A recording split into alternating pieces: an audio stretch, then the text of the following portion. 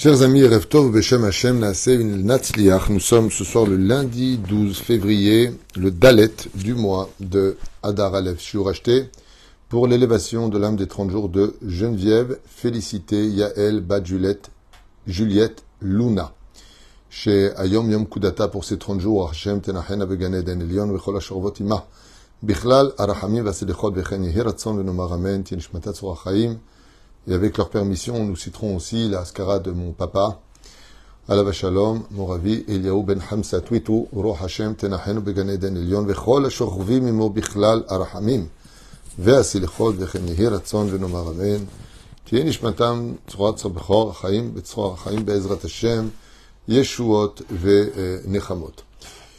On penserait bien sûr à toutes les personnes malades, tous ceux qui ont besoin de nos prières, Kol Niftere Israël, Kol Ptsoué Israël, toutes les personnes blessées, nos Khatoufim, nos otages, et sans oublier bien sûr Chayalenu, Agdoshim, Asher Osim Avodat Kodesh Be'ezrat Hashem.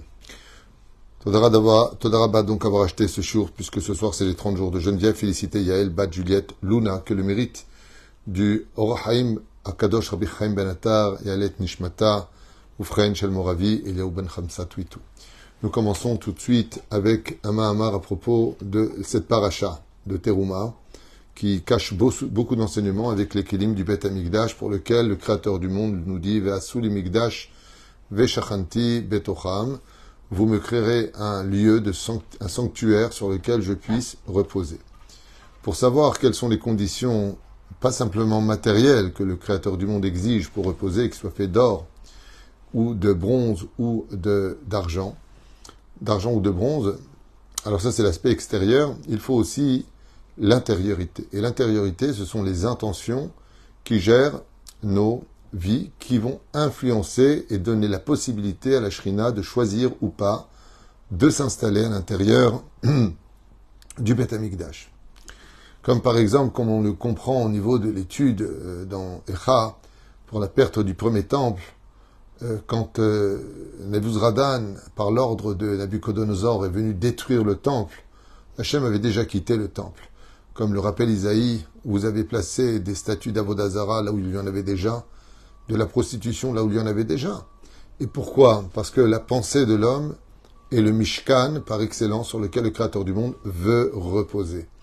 Je répète, la principale valeur sur laquelle le Créateur du monde peut reposer quelque part, c'est l'intention qu'on y met. Si nos intentions sont impures, le Créateur du monde ne peut pas reposer sur cette impureté. C'est pour cela qu'un juif se doit de faire très attention à ses pensées. L'une des raisons pour lesquelles nous portons des chapeaux. Alors ici, on a un chapeau de Haridi, mais à l'époque, le Ben Ishraï portait une toque, et puis les Chassidim portaient et portent encore des Streimel. Il y a toujours eu des casquettes, toujours eu des chapeaux. Pourquoi ? Pour représenter d'une certaine façon la barrière de la pensée. Et en général, ce genre de chapeau posé sur la tête ne vient pas symboliser simplement le personnage qui appartient à l'armée d'élite de la pratique de la Torah et des mitzvot de façon sérieuse ou continuelle. Mais elle vient aussi représenter celui dont les pensées se doivent d'être pures. Donc ce chapeau-là est une grande responsabilité face aux pensées, puisque en général, le monde de la crainte du ciel, qu'on dit en hébreu charidi, chared, qui veut dire craindre, eh bien, sont des responsabilités qui appartiennent à l'endroit le plus difficile, le plus compliqué et le plus incroyable à garder. C'est qu'on peut avoir, oui, d'une certaine façon, des actes purs, on peut avoir d'une autre façon un cœur pur, mais des pensées pures, c'est très compliqué, puisque comme l'explique le Ben Ishraï, les pensées ressemblent à l'ombre de l'aile d'un oiseau qui passe au-dessus de nos têtes. Et la reine Bisiata d'Ishmaïa, les pensées sont, on va dire vraiment dans l'actualité de ce qui concerne la création du Bet Hamikdash, qui, à Kadosh Baruch Hu, quand il va demander à Betzalel et Olivama de créer, il va lire les pensées de ceux qui ont donné l'argent.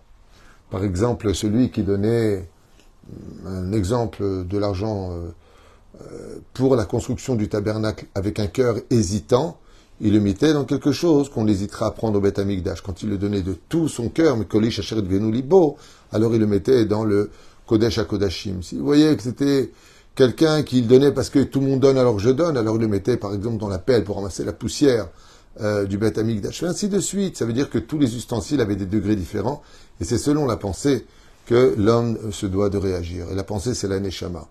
Vous voyez, quand une personne part quelque part, et qu'elle vous ramène un petit cadeau, ce n'est pas le cadeau, même si le cadeau est important, mais ce qu'il y a de plus important que ce cadeau, c'est qu'il est pensé à nous. Et de savoir que ses pensées étaient avec nous au moment où lui pensait à lui, pendant ses vacances, pendant son voyage, pendant son achat, ça démontre quelque chose qui a beaucoup plus de valeur que le cadeau lui-même. D'avoir pensé à moi, c'est très gentil. Et donc, les pensées sont le travail le plus, je dirais, centré de la Yahadout. Le plus central, de la Yahadout, c'est les bonnes pensées. Donc, vous avez bien compris que Akadosh Baruch Hu, il aura beaucoup de mal, je ne prends pas sa place. Mais si nos pensées qui sont véhiculées par ce que l'on voit, ce qu'on entend, ce que l'on dit, alors vous comprenez bien que plus nos yeux seront dans l'interdit, dans l'impureté, et moins nos pensées seront pures. Donc faites attention, pas vous, vous êtes des tzadikim. Je parle de moi, je parle de certaines personnes qui se sentent concernées par tout ça. Faisons attention à ce qu'on regarde, ce que l'on dit, ce que l'on entend. Pourquoi ? Eh bien parce que si nos yeux, si notre bouche, si nos oreilles écoutent du lachon hara, de la moquerie, des bêtises, elles déblatèrent des insultes ou pire des malédictions, voire même de la débauche, de la vulgarité, alors il est évident que la shrina ne pourra pas reposer sur une personne comme lui. Pour vous rendre un tout petit peu compte, vous savez, l'œil a aussi ses intentions. Et le Zohar HaKadosh, il pose la question en disant, comment se fait-il que HaKadosh Hu, il a pu quand même reposer sur l'œil de Bilham? Bilham était totalement impur. Il dit, oui, mais il avait un œil qui était mort. Et un œil qui ne voit plus, il ne peut pas avoir d'intention. Le seul endroit pur qu'on ait trouvé dans tout le corps de Bilham, c'était son œil qui était crevé. Là-bas, Kadosh Baruch Hu, il a reposé sa Shekhinah pour bénir les enfants d'Israël. Alors maintenant qu'on a fait ce petit détour, mais tellement essentiel à la Géoula, tellement importante pour nos Neshamot, car il faut savoir que nos pensées défilent devant le Créateur du monde. Donc, même si tu crois que personne ne voit, Dieu voit par tes yeux et Dieu lit tes pensées. Ce qui fait que c'est très compliqué, comme le demande l'interdit, tu ne convoiteras pas la femme d'autrui. Qui peut le savoir si tu convoites ou pas? Dieu, lui, il convoite. C'est pour ça qu'un vrai Yireh Shamaïm, c'est celui qui est capable de vivre que Akadosh Baruch Hu voit tout, comprend tout, et de toute façon, c'est toujours tout. V'asuli migdash v'shachanti betocham, faites-moi un lieu de résidence pour que je puisse vivre parmi vous. Moreno Harav Rabbi Chaim Ben Attar nous dit שהצדיקים צריכים לעורר תמיד את ליבם של ישראל לדבקות בהשם יתברך. Chaque juif digne de ce nom se devra de s'inquiéter toute sa vie durant à ce que, dès qu'il rencontre un autre juif, il lui parle de l'importance de la Torah et des mitzvot pour lesquels il a été créé, de le tenir au courant. Bien sûr, avec de la douceur, du miel, des histoires, de l'intéresser. וצריכים להגיד להם במילים הללו. Et qu'est-ce qu'il faudrait leur dire, dit Rabbi Chaim Ben Attar? האם טוב לכם שאתם יושבים בגלות ואינכם סמוכים על שולחן אביכם? Est-ce que ça vous fait toujours plaisir de rester dans cette galoute qui n'en finit pas? N'auriez-vous pas préféré monter enfin à la table de notre Père qui est dans le ciel? והאם ערבות מתוקות לכם הנאות החיים בעולם הזה בלי אביכם שבשמיים? Et est-ce que vous ressentez vraiment un réel bonheur de vivre ce que vous voudriez vivre sur terre sans ressentir la présence divine parmi vous? Les mots de Rabbi Chaim Ben Attar sont puissants, je les ressens, mais je ne sais pas s'ils auront force et effet dans les oreilles de tout le monde. Moi, je vois déjà certaines personnes répondre est-ce qu'on en a marre de la galoute? Non, si on gagne de l'argent et qu'on nous laisse tranquille au niveau de l'antisémitisme, non, tout va bien. Et puis, est-ce que vous n'avez pas marre de profiter de ce monde sans ressentir Hachem? Je connais des gens qui vont tout dire non, ça ne me dérange pas. Et bien Rabbi Chaim Ben Attar, il lui dit non. Comme le dit toujours le Baal Shem Tov, ne crois pas les gens qui te font croire qu'ils sont si loin que ça. Car combien même ils se seraient éloignés, en un seul instant, tout peut changer chez eux.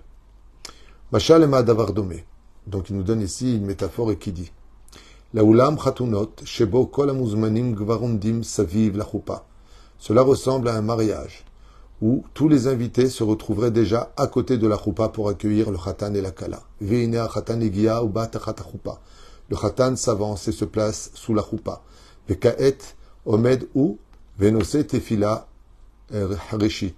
Et voilà que sous la choupa, il va se mettre à prier à voix basse l'Éternel, puisque la choupa indigne de Yom Kippour et Rosh Hashanah. Pourquoi Yom Kippour? Parce qu'il est pardonné de toutes ses fautes, et Rosh Hashanah parce que son mazal se renouvelle. Et donc il prie le Créateur de lui pardonner toutes les fautes commises avant sa choupa. Et voici que l'on amène maintenant la choupa vers la kala. Partza akala befri tamrurim. La kala s'est mise à éclater en larmes. Betrila chashvu sheze bechi anovea mitrakshut. Au début, les invités et les conviés pensaient que ces larmes viendraient du fait qu'elles soient remplies d'émotions, parce qu'elles se marient. Lechen ayu betuchim shebetor dakamadakot akala titachet tafsik livkot. Et tout le monde était persuadé qu'au bout d'un court moment, elle allait sécher ses larmes et arrêter de pleurer. Achlo, seulement non. Habechi shel akala lo nifsak. La kala ne cessait de pleurer et n'avançait plus. Em akala vechotela nisu leavin ma velama akala bocha kolkach. Donc, dans l'exemple de Rabbi Chaim Ben Attar, il dit ici que la mère elle-même s'est étonnée de voir sa fille qui ne cessait de pleurer au lieu d'avancer vers le plus beau jour de sa vie. Betrila, Shamorak, Shivrei, Milim, Pia, chez la Kala. On n'arrivait pas vraiment à comprendre ce que disait clairement la Kala, si ce n'est que quelques syllabes qui sortaient de sa bouche. Ani, Lo, Abba. Mouvan, Shem Lo, Evinu, et Kavanata. Et ils ont dit, on n'arrive pas à comprendre qu'est-ce que tu as en tête, pourquoi tu es dans un tel état. Et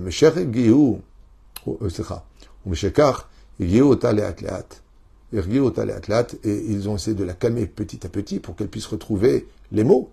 Pourquoi elle est dans un tel état? Et là, la Kala s'est exprimée une fois qu'elle a séché ses larmes et a dit je ne peux pas avancer vers la choupa. Je me rappelle de mon père. Et mon père n'est pas là. C'est lui qui devait me rentrer sous la choupa. Et je ne comprends pas comment je peux continuer à avancer sous la choupa alors que mon père n'est pas à mon bras. Et la Kala pleurait. Bon, pour l'instant on est toujours dans la métaphore, mais il faut savoir que quand on se marie, même si on a perdu son père ou sa mère, ils sont présents pendant la choupa, juste au-dessus de la choupa. Caché l'iliot besimcha, shlema ksheba'aba, en lo letzidi. Et la Kala a dit avec beaucoup de cœur, comment voulez-vous que je sois belle et souriante pour entrer le jour de ma choupa, alors que mon père n'est pas près de moi? Et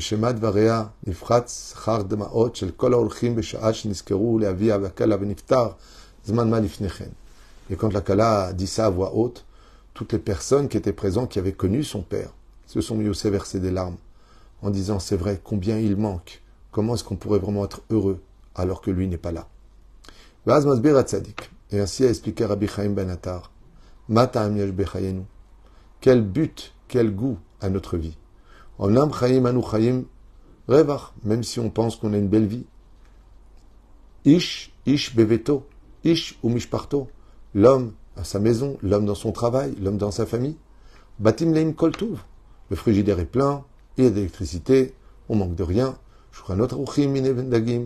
Et Baruch Hashem, les tables sont dressées avec tout ce qu'il faut dessus.